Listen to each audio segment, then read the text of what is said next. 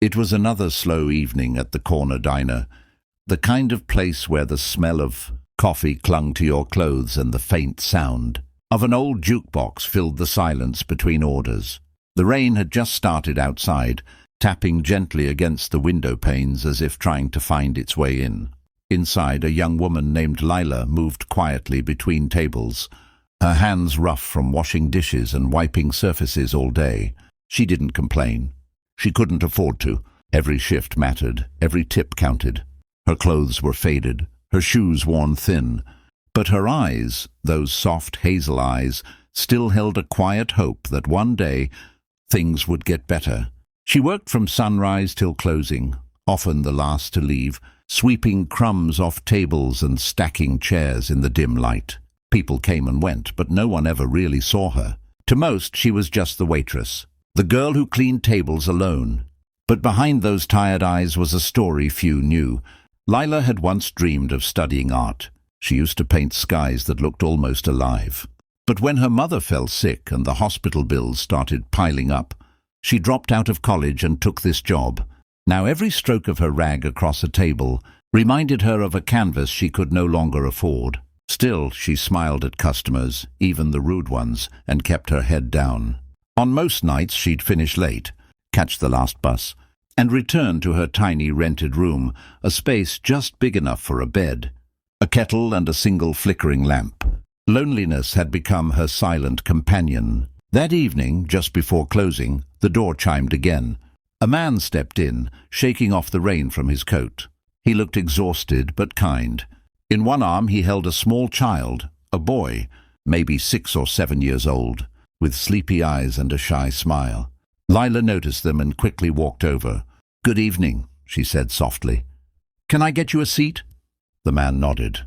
"Just something warm for the little guy," he said. "We've had a long day." She led them to a booth near the window and brought them menus, though she could tell from his eyes that he was calculating prices silently. She'd seen that look before, the quiet shame of someone trying to appear fine when every penny hurt.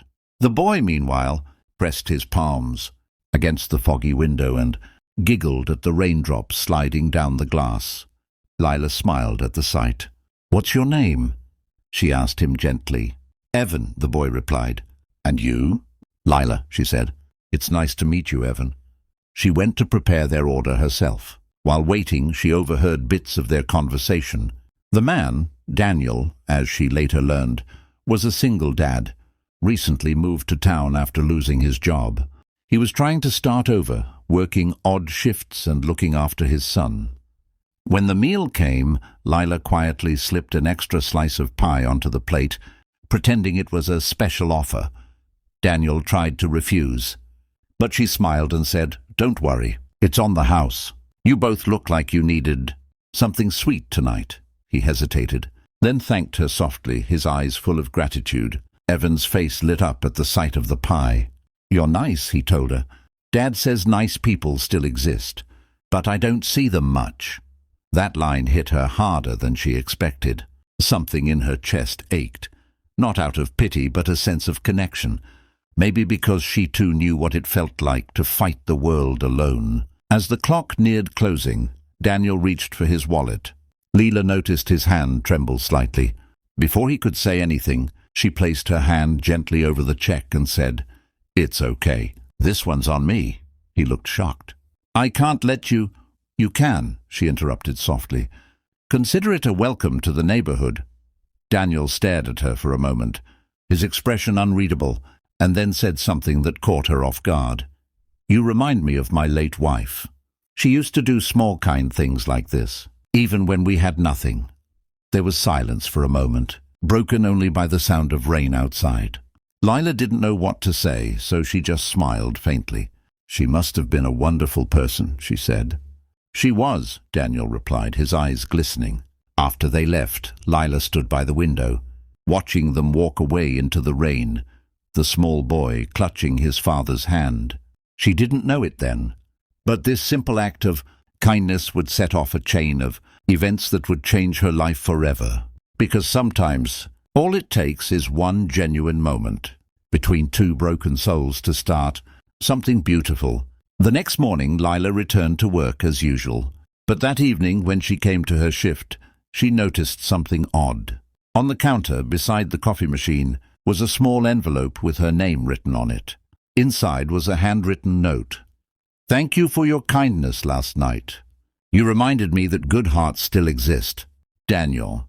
And below that was something else, a card for a local art exhibition, with a note saying, "You mentioned once you liked painting. Maybe it's time you start again." Her heart skipped a beat. She didn't even remember telling him that, but maybe he'd noticed. The paint stains on her old notebook when she served him. She smiled, holding the note close to her chest. From that day, Daniel and Evan became regulars. Every week they'd come by, and slowly the quiet diner became filled with laughter again. Evan would draw pictures on napkins for Lila, while Daniel would ask about her dreams. One evening, as she was cleaning tables, Daniel asked her a question she would never forget. "Lila, have you ever thought that maybe you were meant for more than this place?" She froze for a second. "What do you mean?" she asked. He smiled gently. "You light up when you talk about art. You've been helping everyone else for so long. Maybe it's time someone helped you." His words stayed with her all night, echoing in her mind like a song she couldn't forget. But she didn't know yet. His question wasn't just kindness. It was the beginning of something that would completely change both their lives. Weeks turned into months, and the bond between Lila, Daniel, and little Evan grew stronger. They were no longer just waitress and customers. They had become something closer to a family that destiny had quietly pieced together. Daniel often stayed behind after closing hours to help. Lila wiped tables or take out trash, while Evan would sit at a booth drawing pictures of the three of them smiling under a painted sun. It was simple, innocent happiness, the kind that had been missing from all their lives. But beneath those smiles, Lila still battled fear. She had dreams of painting again, but the thought of stepping away from her job, the only stable thing she had, felt impossible. Dreams don't pay rent, she often told herself. But one night, Daniel looked her in the eye and said softly, "Neither does regret." That night, she went home and stared at the blank canvas leaning against her wall. It had been untouched for years. Her brushes were dusty, the colors dry. But something about Daniel's words, "Neither does regret," lit a spark in her heart. She found some leftover paint and began to mix colors again. The first stroke felt foreign, trembling, but soon her hand remembered what her heart had always known. She painted the diner, the rain on the window, and the little boy's smile.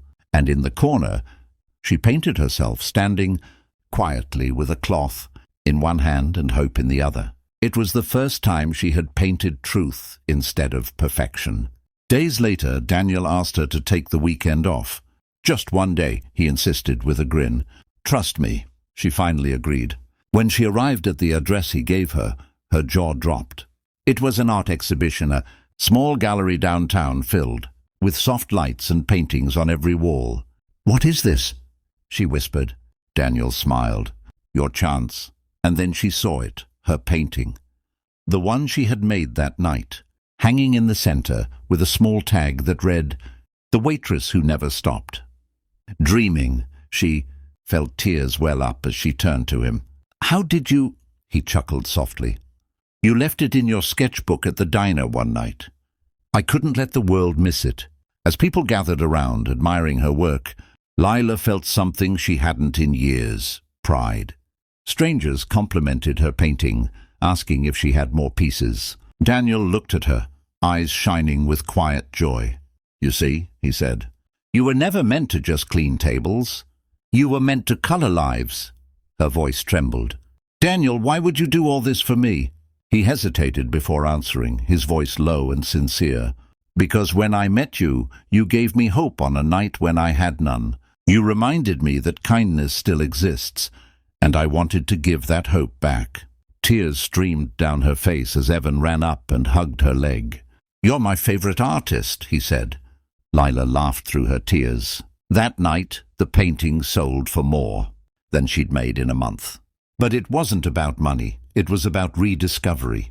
Daniel helped her set up an online page for her art, and soon she began to receive commissions. Slowly, life began to bloom again, just like colors on her canvas.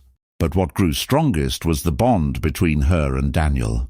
They spent evenings walking by the river, talking about life and dreams. Evan would always run ahead, chasing fireflies. And one evening, as the sunset painted the sky in gold and crimson, Daniel turned to her and said, "Lila, I asked you something once that changed your life. Now I want to ask you something that will change mine." She blinked, confused, until he went down on one knee. "Would you give me the honor of sharing this life with you? Not because I need saving, but because you make everything worth living again." Her hands trembled, but her heart was certain. "Yes," she whispered. The world seemed to pause as he slipped a ring onto her finger. Evan cheered, jumping up and down, shouting, "I told you she's family now!" Leela laughed, tears mixing with joy. She had once been the girl who cleaned tables alone. Now she was part of a story painted by love, kindness, and second chances. Her life wasn't just about surviving anymore. It was about creating, living, and believing again. From that day forward, Leela's paintings became famous in the small town, not for their perfection, but for their soul. People said you could feel every emotion she'd ever lived through in each brushstroke. Her first solo exhibition was called The Girl Who Cleaned Tables, and at the front of the gallery, beside her work, stood a photograph of her Daniel and Evan, smiling under a sky she once only dreamed of painting.